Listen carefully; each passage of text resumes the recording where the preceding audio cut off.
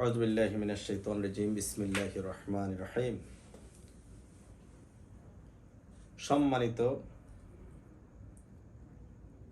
দেশপ্রেমিক অনলাইন শ্রোতাবৃন্দ, আসসালামু আলাইকুম রহমতুল্লাহি ওয়া বারাকাতুহু। আসলে দীর্ঘদিন যাবৎ একটা চিন্তা করছিলাম, বিশেষ করে 24শে জুলাইয়ের পর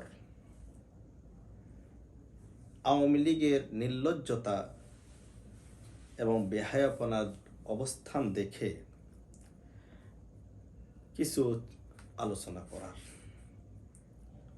কিন্তু বিগত দিন একটু চিন্তা করেছিলাম যে জিনিসটা, সেটা হলো আমি ভেবেছিলাম আজকে 6ষ্ঠ মাস অতিবাহিত হচ্ছে, 5ই অগাস্ট 2024 সালের পরে আজকে 6ষ্ঠ মাস পরিপূর্ণ হলো হাসিনা সরকারের পলায়ন এর সময় মেয়াদ।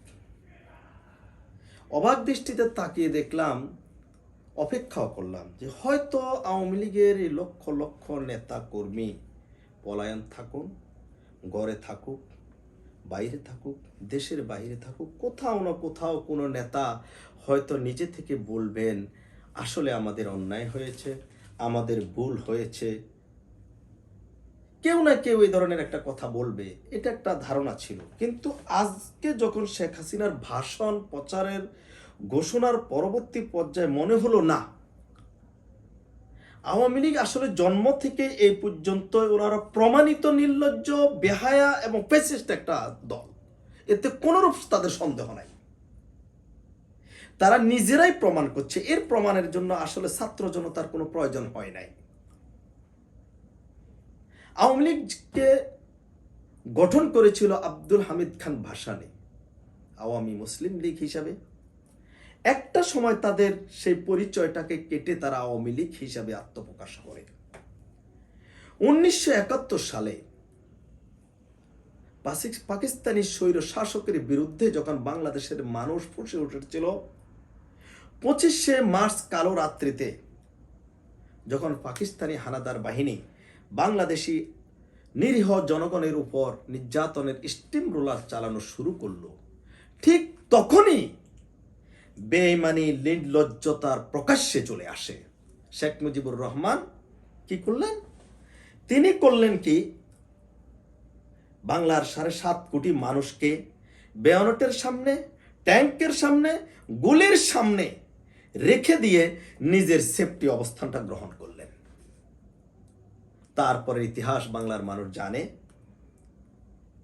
শহীদ প্রেসিডেন্ট জিয়াউর রহমান 26শে মার্চ কালুরঘাট বেতার কেন্দ্র থেকে অসহায় জাতি, বাংলাদেশের এই অসহায় মানুষগুলো কার নেতৃত্বে কি করবে যখন দিশেহারা অবস্থায় দিক বেদিক ছুটাছুটি করছে, ঠিক তেমনি সেই সময় শহীদ প্রেসিডেন্ট জিয়াউর রহমান তিনি বাংলার মানুষের পক্ষে দেশের স্বাধীনতা ঘোষণা দিয়ে নিজেও যুদ্ধে অংশগ্রহণ করলেন এবং মানুষকেও যুদ্ধের মধ্যে অংশগ্রহণ করানোর জন্য উৎসাহ দিলেন এবং একটা পর্যায়ে বাংলাদেশ স্বাধীনতা অর্জন হয়ে গেল।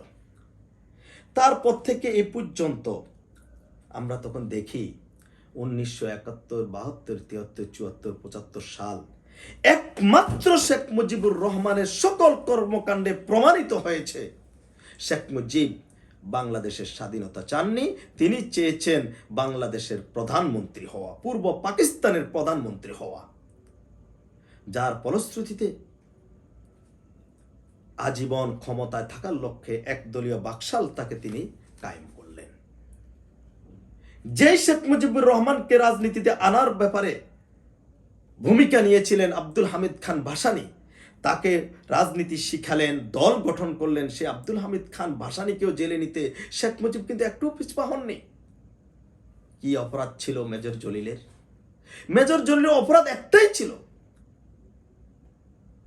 সে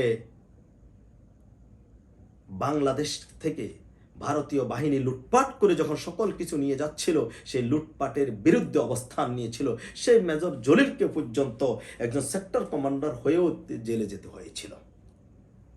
শুধু তাই নয়, একটার পর একটা দেশ বিরোধী কর্মকাণ্ড আর ভারতীয় আধিপত্যবাদের প্রভুত্ব বাংলাদেশে প্রতিষ্ঠা করার একমাত্র ভূমিকাই ছিল শেখ মুজিবুর রহমানের, যার ফলশ্রুতিতে বাংলাদেশের মানুষ আবার স্বাধীনতা অর্জন করেছিল 1975-এর 15ই আগস্ট। আলহামদুলিল্লাহ, বাংলাদেশের মানুষ তাদের পরিচয় ফিরে পেল। এরপর থেকে অদ্যবিধি পর্যন্ত, বিশেষ করে 2024 সালের 5ই আগস্ট পর্যন্ত, বিশেষ করে আওয়ামী সরকার যখন ক্ষমতা অধিষ্ঠিত হয়েছে, তখন একটার পর একটা দেশ বিরোধী তারা কার্যক্রম করতে করতে পুরা দেশটাকে তলাবিহীন ঝুড়িতে পরিণত করে ফেলে। তারপরে সবচেয়ে অবাক ব্যাপার, বাংলাদেশে যারা দেখেছে জুলাই আগস্টের আন্দোলন, যারা সচক্ষে দেখেছে, তারা দেখেছে জানলার মধ্যে মায়ের কোলে থাকা শিশু পর্যন্ত হেলিকপ্টার থেকে গুলি বর্ষণে হত্যা করা হয়েছিল, সেখানে তারা নিরাপদ নয়। ছোট্ট ছোট্ট শিশুরা পর্যন্ত নিহত হয়েছে। হাজার হাজার ছাত্র জনতা আহত হয়ে আজও পঙ্গু হয়ে হাসপাতালের মধ্যে নিজের জীবনের খুব কঠিন মুহূর্ত অতিক্রম করছে। আর 2 থেকে 3 হাজার ছাত্র, শিশু, জনতা, রিক্সাওয়ালা গুলি করে হত্যা করেছে এই হাসিনা সরকার। এসব কথাগুলো, এই দৃশ্যগুলো যারা দেখেছে ফিল্ডে থেকে, ইতিহাস বলে, কোরআন হাদিস বলে, ইতিহাসের সর্বন্যাক্কারজনক ফ্যাসিস্ট, খুনি, অধ্যত্বপূর্ণ সকল উপনামে পরিচিত একটা নাম আসে, তার নাম হলো ফেরাউন। আর হাসিনার বিগত জুলাই আগস্টের কর্মকাণ্ড দেখে এবং তার পূর্বে 14টা বছর তার মতের বিরুদ্ধে লোকদের উপরে ঘুম, খুন, নির্যাতনের স্টিম রোলারগুলো যদি দেখে, আমার মনে হয় নিঃসন্দেহে ফেরাউন পর্যন্ত লজ্জা পাবে। ইতিহাসে এই ধরনের কোন ফেরাউনের জন্ম হয়েছে আমার মনে হয় সঠিক নয়। সম্মানিত দেশবাসী, শ্রোতাবৃন্দ, যে কথাটা মূলত বলার জন্য আসলাম, যে তার প্রকৃত অর্থে মানে তাদের কর্ম দিয়ে প্রমাণিত তারা হলো নির্লজ্জ একটা বেহায়া ফ্যাসিস্ট দল।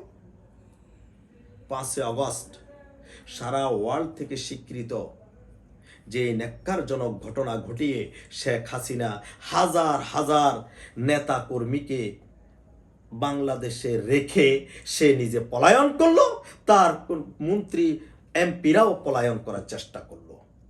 গুটি কয়েকজন ছাড়া অধিকাংশই পলাতে সক্ষম হলো বা এখনো তার আত্মগোপনে আছে।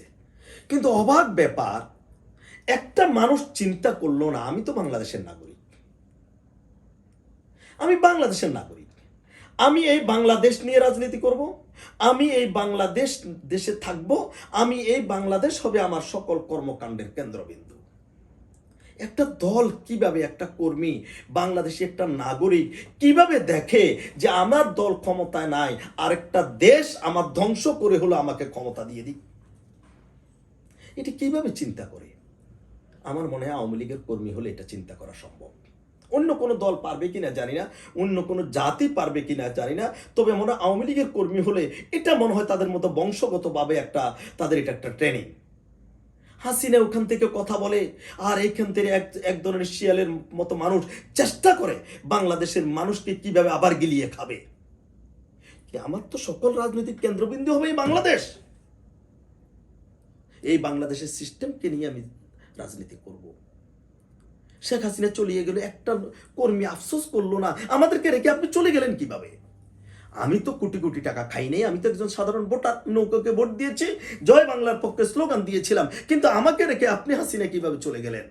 একটা কর্মী পাওয়া যায় না মুখ দিয়ে, একটা ফেসবুকে স্ট্যাটাস দিয়ে যে এটা ভুল হয়েছে, এটা শুদ্ধ হয়েছে বা এটা ঠিক হয় নাই, আমাদের এই দেশটাকে নিয়ে এভাবে ছাত্র জনতাকে হত্যা করা ঠিক হয় নাই, এভাবে শিশুকে হত্যা করা ঠিক হয় নাই, এভাবে হেলিকপ্টার থেকে গুলি করা ঠিক হয় নাই, এইভাবে মানুষকে হত্যা করে আগুন দিয়ে জ্বালিয়ে দেওয়া ঠিক হয় নাই, এইভাবে রাস্তার উপরে পুলিশের রাইট কার দিয়ে ফিসে মানুষ হত্যা করা ঠিক হয় নাই।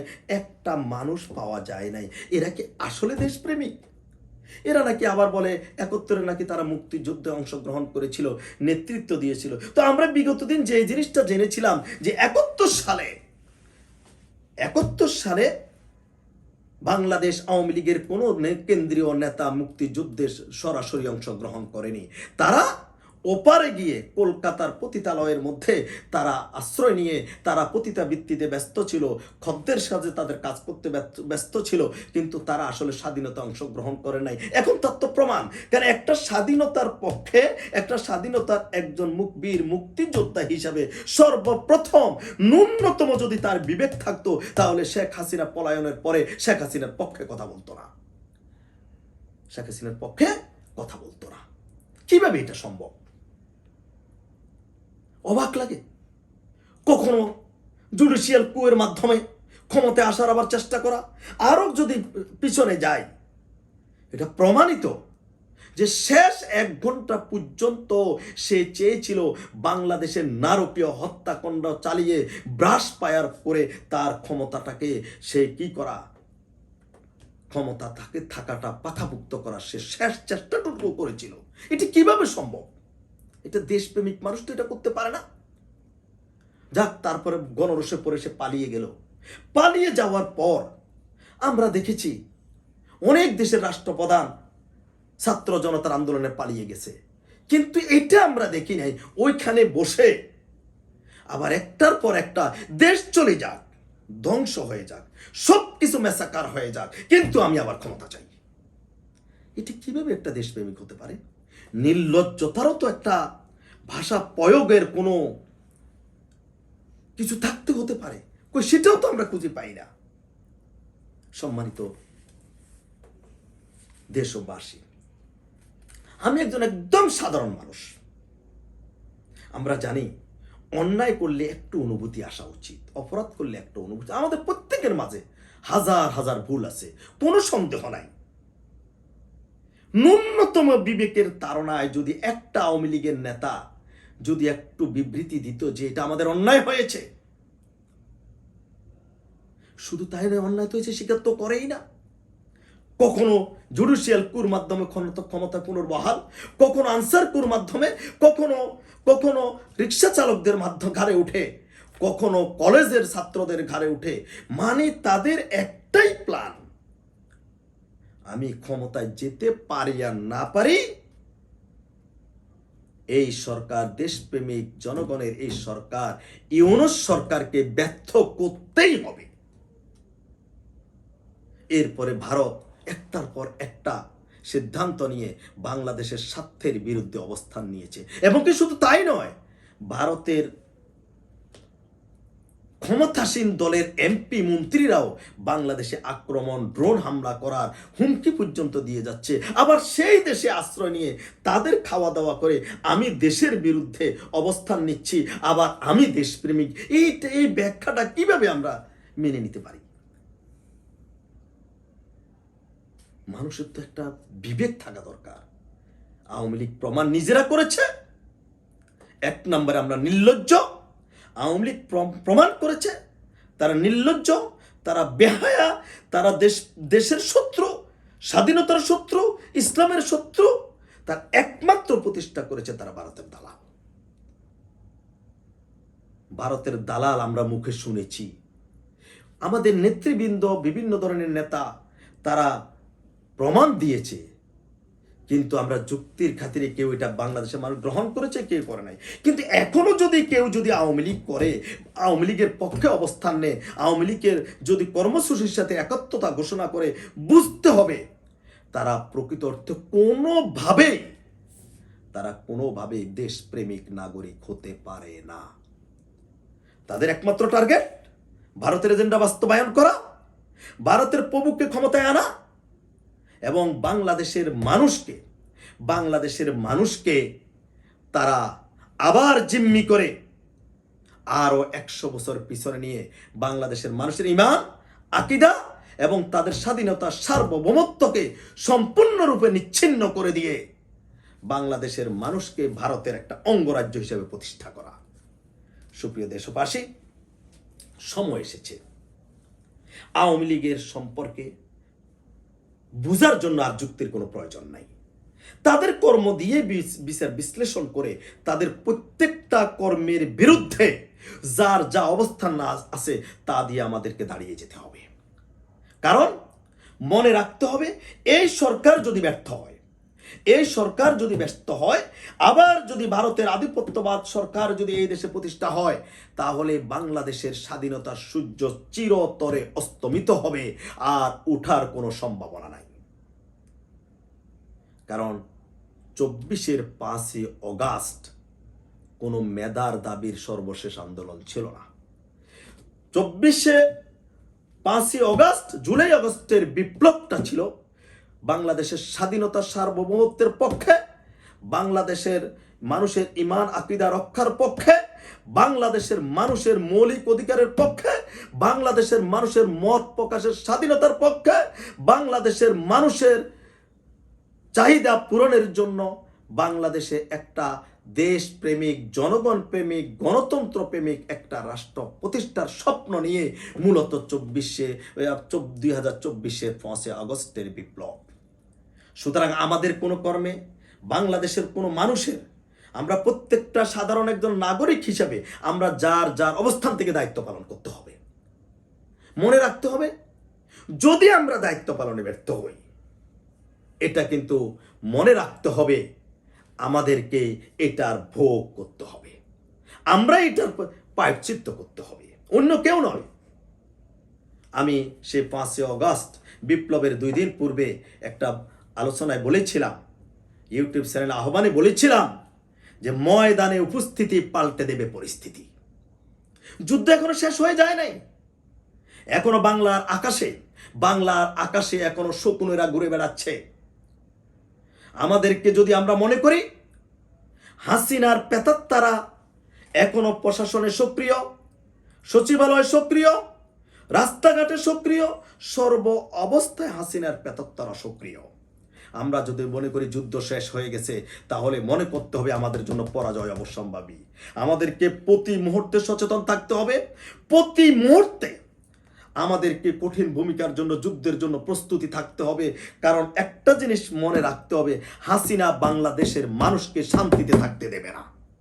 সে যেখানেই থাকুক, যেই অবস্থায় থাকুক, হাসিনা বেঁচে থাকা অবস্থায় বাংলাদেশের মানুষকে স্বাভাবিক চলতে দেবে না। কারণ বাংলাদেশ, হাসিনার এজেন্টেরা, এখন ভারতের এজেন্টেরা এখনো বাংলাদেশের রন্দে রন্দে তারা সক্রিয় এবং ক্ষমতাশীল। আমাদেরকে মনে রাখতে হবে, এখনো যুদ্ধ শেষ হয়ে যায়নি, এখনো ঘরে আরামে ঘুমানোর মতো টাইম আসেনি।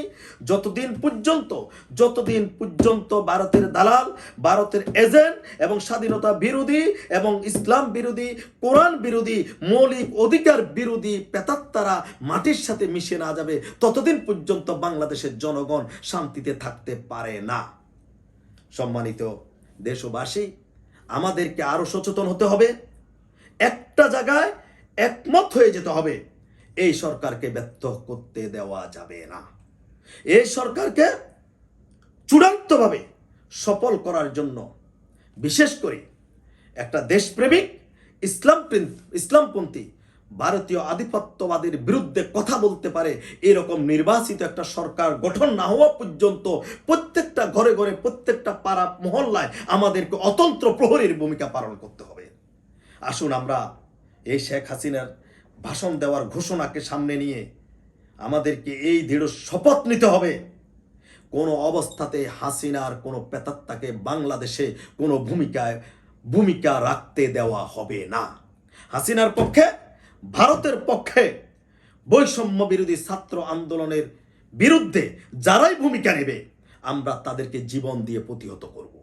মনে রাখবেন, আগেও বলেছিলাম, 5ই আগস্টের আগেও বলেছিলাম, যদি সিদ্ধান্ত নেন আমরা মরে যাব, তাহলে আমরা কেউ মরবো না ইনশাআল্লাহ। বিজয় আমাদের 5ই আগস্ট হয়েছে, সামনেও হবে। আর যদি আমরা ভয় পেয়ে যাই, ওই 5ই আগস্টের পূর্বেই বলেছিলাম, তাহলে মনে রাখবেন, আমরা কেউ ভয়ে যদি আমরা ঘরে পালিয়ে যাই বা আমরা যদি সেফ মনে করি, তাহলে ওই প্রেতাত্মারা আমাদের উপর শকুনের মতো আমাদেরকে নিয়ে আমাদেরকে তারা সিনিমিনি খেলবে। সম্মানিত উপস্থিতি, 5ই আগস্টের বিপ্লব ব্যর্থ হওয়া যাবে না। মুগ্ধদের রক্তকে মুছে দিতে যাওয়া যাবে না, আবু সাইদের রক্ত বৃথা দিতে দেওয়া যাবে না, হাজার হাজার ছাত্র জনতার রক্তকে ব্যর্থ হতে দেওয়া যাবে না। আসুন আমাদেরকে যার যার অঙ্গন থেকে সকল যোগ্যতা নিয়ে, যার যা যোগ্যতা আছে সেই যোগ্যতা নিয়ে দেশের স্বাধীনতা, সার্বভৌমত্ব, ঈমান, আকীদা এবং দেশপ্রেমিক সরকার গঠনে আমরা যাতে করি যার যার অবস্থান থেকে ভূমিকা পালন করি। আল্লাহ আমাদের সবাইকে সঠিকভাবে দেশপ্রেমিক নাগরিকের ভূমিকা, ইসলাম প্রিয় মুসলমানের ভূমিকা, ইমানের দ্বারের ভূমিকা, সর্ব অবস্থায় সকল ভূমিকায় অবতীর্ণ হয়ে ইসলাম বিরোধী শক্তি, দেশ বিরোধী শক্তি, ভারতীয় আধিপত্যবাদের দ্বারক বাহকের বিরুদ্ধে ভূমিকা নেওয়ার তৌফিক দান করুক। আসসালামু আলাইকুম ওয়া রাহমাতুল্লাহি ওয়া বারাকাতুহু।